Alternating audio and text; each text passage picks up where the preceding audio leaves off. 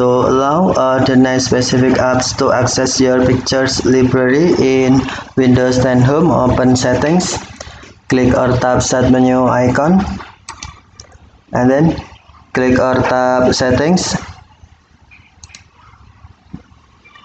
select Privacy, and then scroll down Privacy screen, find Pictures,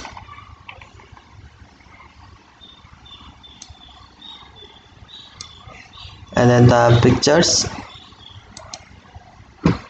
scroll down screen, choose which apps can access your pictures library, select app you want, and then tap switch until on to allow, or tap switch until off to deny in apps you want to change permission.